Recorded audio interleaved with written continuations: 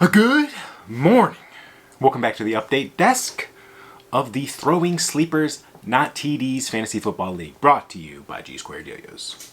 Week 1 is in the books, and we are going to start with recapping the worst matchup of the week. Jacob's mind-blowing team, yours truly, versus Toilet Circle.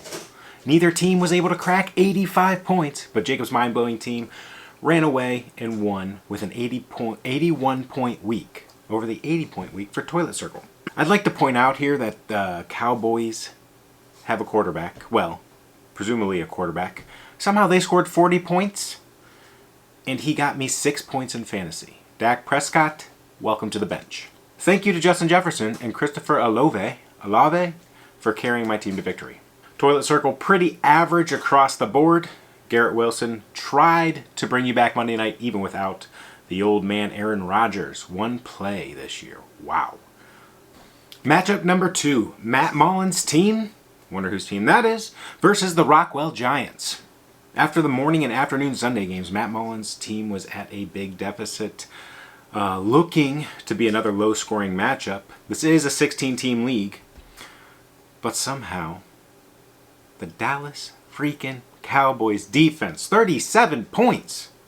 Rumor has it Matt went to Walmart in the middle of the night to help apologize to his wife and kids for every time he woke them up screaming about the Dallas Cowboys defense putting Daniel Jones on his back.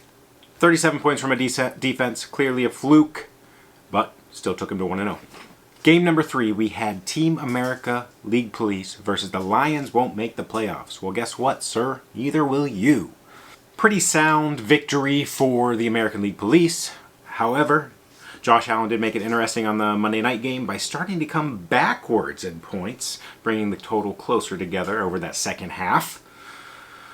Lions won't make the playoffs, did make an incredible pick with Calvin Ridley. He tried to carry his team with 24 points, but the rest of the team just let him down.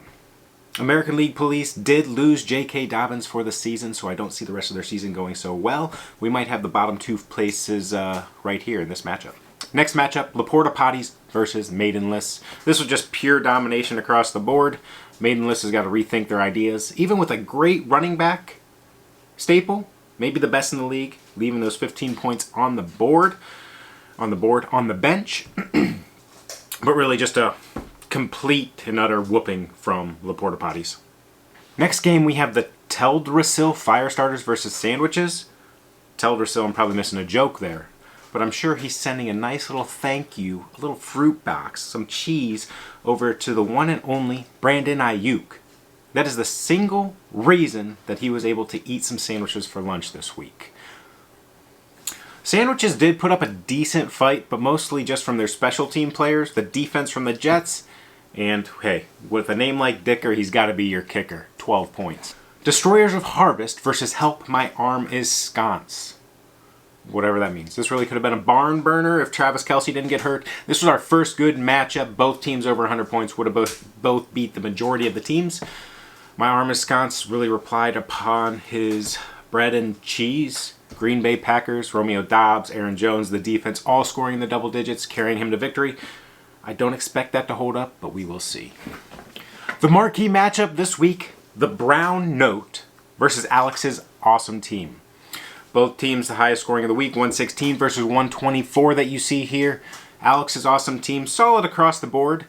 Same for the Brown Note. Alex, Jacoby Myers, I don't know how in the world he scored you 29 points, but you owe him a big thank you. Better lucky than good is what I always say. Our last matchup of the week, a Beeping Leaf versus the greatest show on paper. Poor guy. That's the same thing that Rodgers' Achilles is now going to be made out of. If it wasn't for that big goose egg, he would have had a chance against our high scorer of the week, a Beeping Leaf, Jared, 127.66 points. Thank you, Mr. Tyreek Hill, for a completely dominating performance. Just put him on your back and carried you to victory. Well done. Hopefully you guys enjoyed Week 1 recaps of the Throwing Sleepers Not TDs Fantasy League. I'll see you next time.